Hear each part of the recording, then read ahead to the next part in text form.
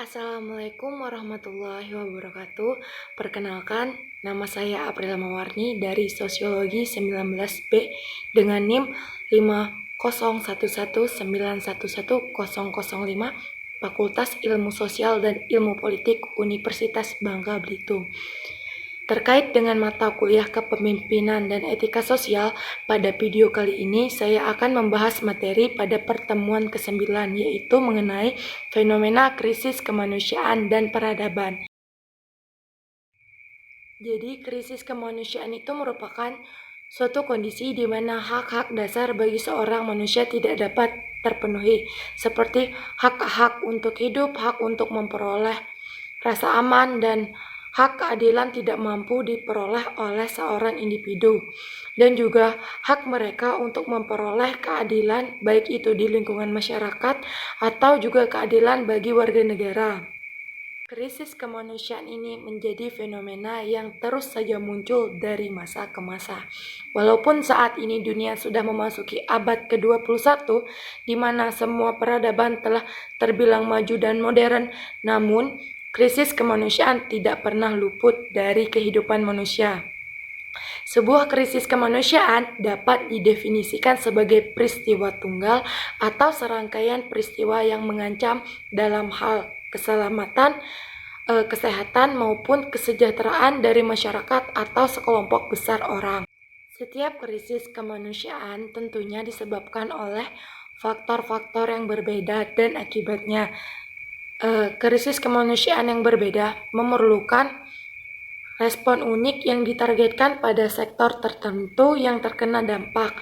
Hal ini yang dapat menyebabkan kerusakan jangka pendek maupun jangka panjang. Krisis kemanusiaan dapat berupa bencana alam, bencana buatan manusia, dan keadaan darurat yang kompleks. Dalam hal ini, keadaan darurat yang kompleks terjadi akibat dari beberapa faktor atau peristiwa yang mengalami atau menghalangi sekelompok besar orang untuk mengakses kebutuhan pokok maupun kebutuhan dasar mereka seperti makanan, air bersih, maupun tempat tinggal yang aman. Penyebab krisis kemanusiaan ini seringkali karena adanya konflik di tempat tinggal kelompok-kelompok yang berselisih. Konflik yang terjadi disebabkan karena adanya perbedaan antara kelompok tersebut, baik itu perbedaan etnis, ras, maupun agama. Selain itu, penyebab dari krisis kemanusiaan ini dikarenakan pemerintah yang terkait tidak mempunyai keinginan yang kuat untuk mengatasi konflik. Sebagai makhluk sosial, pastinya kita memiliki perbedaan. Namun, jika kita melihat perbedaan tersebut sebagai masalah, maka akan menimbulkan suatu konflik di dalam kehidupan kita, baik itu dalam jangka waktu yang pendek maupun jangka waktu yang panjang. Maka, bagi setiap manusia di mana kita memiliki akal dan juga pikiran, seharusnya kita dapat menerapkan nilai-nilai etika di dalam kehidupan bermasyarakat, sehingga suatu perbedaan yang muncul dalam kehidupan sosial tidak akan menimbulkan suatu konflik. Namun, dengan adanya penerapan nilai-nilai etika moral, kita mampu menjaga dan menghargai perbedaan tersebut sebagai suatu keunikan. Krisis kemanusiaan terus saja terjadi dalam kehidupan manusia, seperti krisis kemanusiaan yang terjadi pada Muslim Rohingya di negara Myanmar. Hal ini dikarenakan kekerasan pemerintah Myanmar terhadap kaum Rohingya yang dilatar belakangi karena Rohingya dianggap sebagai illegal migran dari Bangladesh yang dikenal sebagai suku Bengali. Seperti yang kita ketahui, negara Myanmar ini merupakan negara yang terkenal dengan keberagaman etnisnya.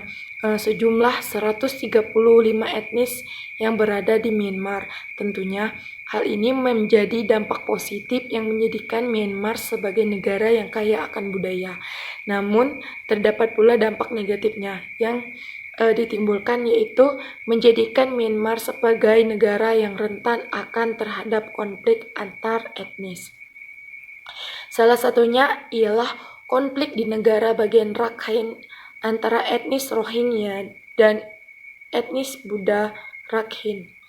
dan negara Myanmar menghadapi krisis kemanusiaan yang terjadi antara pemerintah Myanmar dengan salah satu etnis minoritas di bagian Rakhine Utara.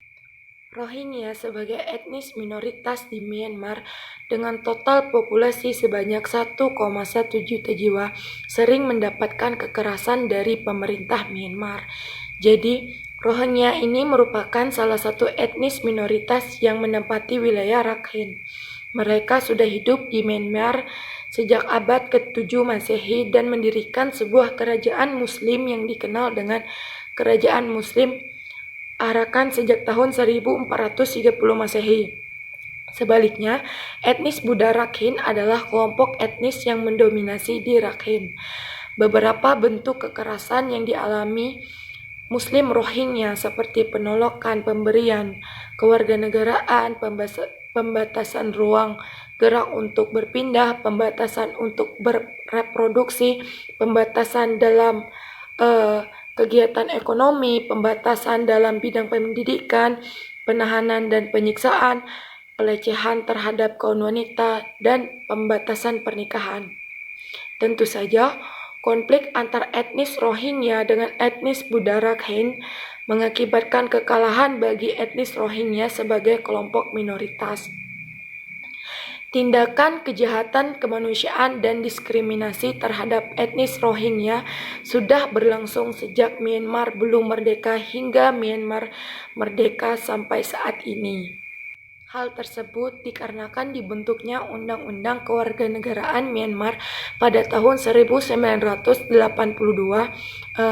Dengan kebijakan tersebut menyatakan bahwa pemerintah Myanmar mengeluarkan Rohingya dan beberapa etnis minoritas tersebut dari daftar etnis Myanmar yang asli.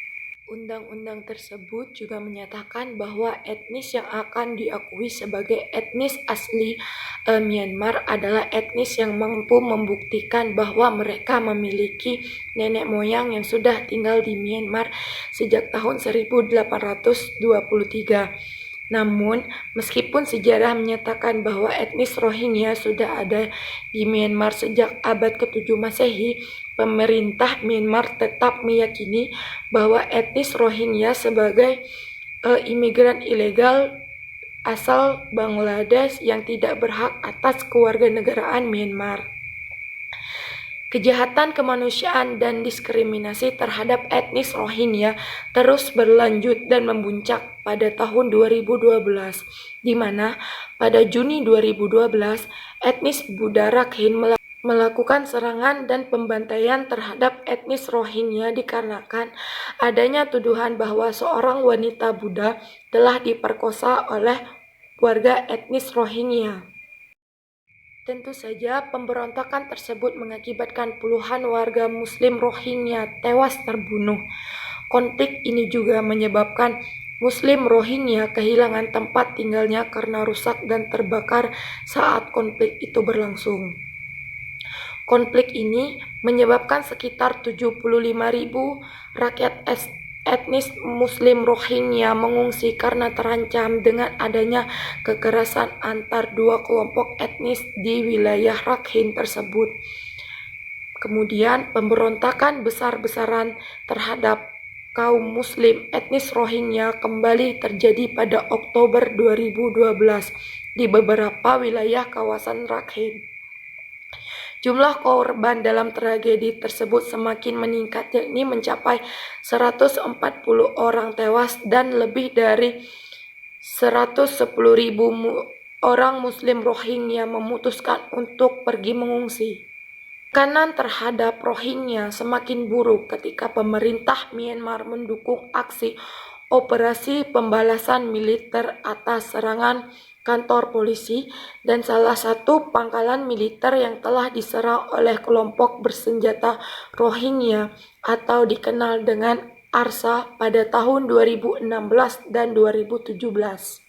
Berdasarkan laporan Amnesty International, operasi pembalasan dianggap sebagai kejahatan terhadap kemanusiaan yang mengarah ke aksi genosida karena militer Myanmar dengan sengaja melakukan pemerkosaan, penyiksaan, pembunuhan, dan pembakaran desa di 1.500 rumah yang sebagian besar didominasi oleh etnis Rohingya. Tragedi tersebut menyebabkan sebanyak kurang lebih 626.000 warga Rohingya yang sebagian besar melarikan diri ke Bangladesh dan sisanya menuju negara tetangga seperti Indonesia, Malaysia, dan Thailand untuk memperoleh perlindungan. Krisis kemanusiaan yang dialami etnis Rohingya di Myanmar ini kemudian menyebabkan etnis Rohingya bertekad untuk pergi meninggalkan Myanmar dan mengungsi ke negara lain dengan harapan mendapat bantuan kemanusiaan dan kehidupan yang lebih layak. Salah satu negara yang menjadi tujuan bagi para pengungsi Rohingya adalah Thailand. Hal tersebut dikarenakan faktor geografis, di mana Thailand merupakan negara tetangga Myanmar yang berbatasan langsung dengan Myanmar. Kedekatan wilayah antara Thailand dan Myanmar ini dianggap lebih efektif bagi para pengungsi Rohingya untuk dapat segera memperoleh bantuan kemanusiaan. Selain itu, tingkat pertumbuhan ekonomi Thailand yang terus meningkat juga menjadi daya tarik bagi para pengungsi etnis Rohingya dengan harapan bahwa Thailand akan mampu memberikan bantuan dan fasilitas yang layak bagi mereka.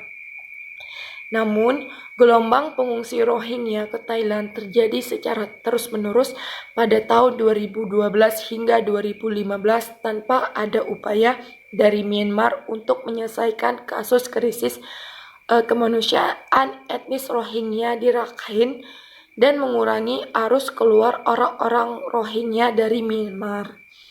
Hal tersebut tentu menjadi beban tersendiri bagi Thailand, terutama dalam hal sosial dan ekonomi.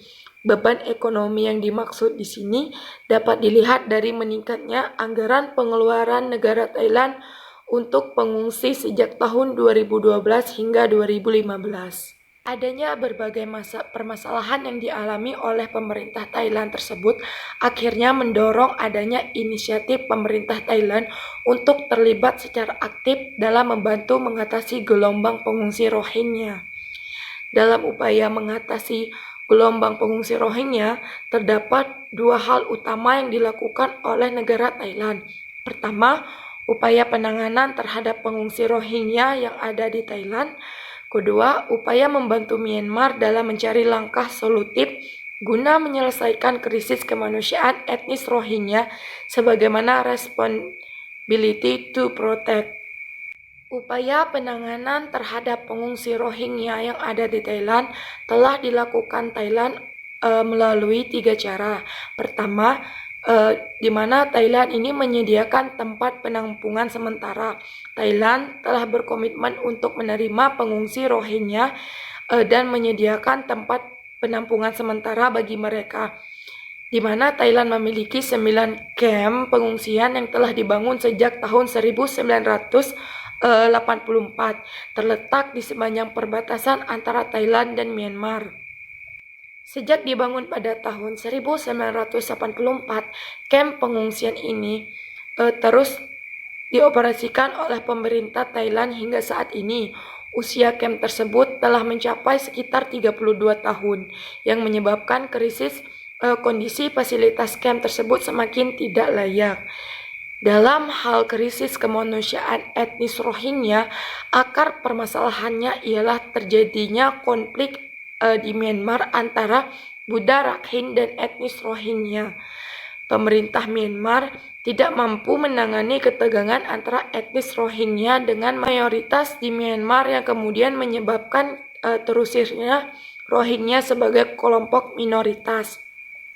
Hal tersebut menyebabkan arus keluar etnis Rohingya dari Myanmar tidak terkendali. Negara Thailand tidak dapat secara langsung menangani akar permasalahan serta penyelesaian menyeluruh terhadap kasus tersebut dikarenakan berada di luar kedaulatan Thailand, melainkan sepenuhnya yaitu kedaulatan negara Myanmar, di mana Thailand telah banyak memanfaatkan forum internasional guna membahas gelombang pengungsi Rohingya dan penuntut tanggung jawab Myanmar sebagai negara asal orang-orang etnis Rohingya. Namun, dalam realisasinya, Myanmar secara tegas menolak untuk bertanggung jawab atas krisis kemanusiaan etnis Rohingya dengan alasan bahwa etnis Rohingya bukan merupakan negara asli Myanmar. Hingga saat ini, pemerintah Myanmar bahkan menolak menggunakan kata Rohingya, melainkan menyebutnya sebagai komunitas Muslim di negara bagian Rakhine. Hal tersebut dikarenakan pemerintah Myanmar tetap menganggap bahwa etnis Rohingya ini sebagai imigran ilegal dari Bangladesh. Jika dikaitkan dengan kepemimpinan dan etika sosial, fenomena krisis kemanusiaan dan peradaban ini sangat berkaitan, di mana etika yang kita pahami sebagai pandangan moral tentang cara berperilaku manusia dalam kehidupan bermasyarakat.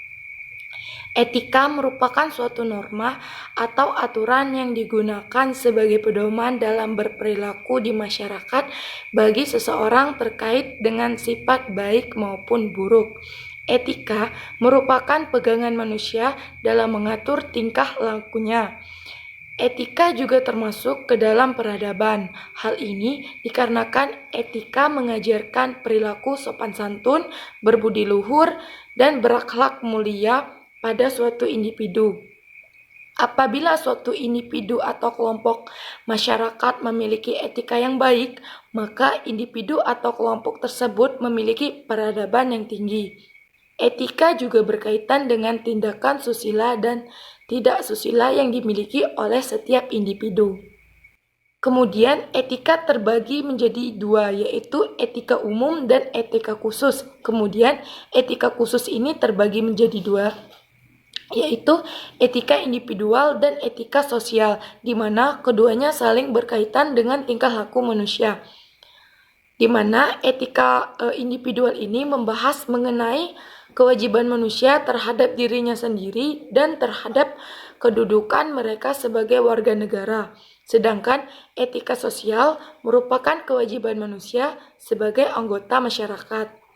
Etika sosial menyangkut hubungan manusia dengan manusia lain dalam bentuk kelembagaan seperti masyarakat dan juga negara.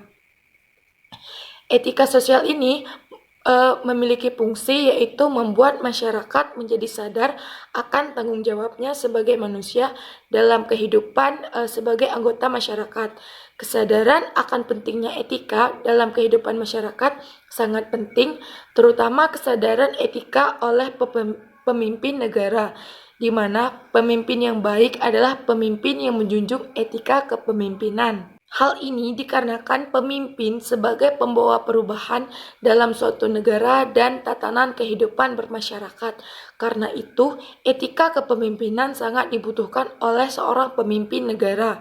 Jika pemimpin tahu akan pentingnya etika, maka pemimpin tidak akan mengambil suatu keputusan yang akan membuat kerugian di antara kelompok-kelompok yang ada di dalam masyarakat, seperti yang dilakukan oleh pemerintah negara Myanmar dengan mengeluarkan suatu kebijakan yang menimbulkan krisis kemanusiaan. Namun sangat disayangkan, pada kenyataannya dalam praktek kehidupan manusia, etika kadang hanya dijadikan sebagai teori saja, tidak dipraktikkan dalam kehidupan, baik itu oleh para pemerintah maupun juga masyarakat. Masyarakat sebenarnya tahu akan pentingnya etika. Mereka sebenarnya tahu bahwa tindakan dan perilaku mereka tidak sesuai dengan etika sosial yang ada. Namun dengan adanya kebutuhan dan kesempatan mereka mengabaikan etika sosial yang ada. Apalagi ditambah dengan adanya kemajuan teknologi dan informasi dengan berkembangnya arus globalisasi seperti sekarang, di mana segala informasi, baik itu benar maupun salah, sudah menjadi asupan bagi masyarakat. Sehingga dari arus globalisasi ini, selain berdampak positif, pastinya memberikan dampak negatif bagi masyarakat. Sehingga hal ini menimbulkan berbagai krisis di dalam masyarakat seperti krisis kemanusiaan, krisis ekonomi, dan sebagainya yang berdampak kepada masyarakat seperti pengangguran, kelaparan, penindasan, dan masih banyak lagi. Maka dari itu, dalam menghadapi krisis kemanusiaan dan peradaban ini, maka yang harus kita lakukan yaitu tidak mengabaikan pentingnya kesadaran akan etika, sehingga suatu peradaban yang ada di dalam masyarakat tidak menimbulkan konflik, namun justru menciptakan sikap saling menghargai dengan mengembangkan sikap peduli sesama manusia.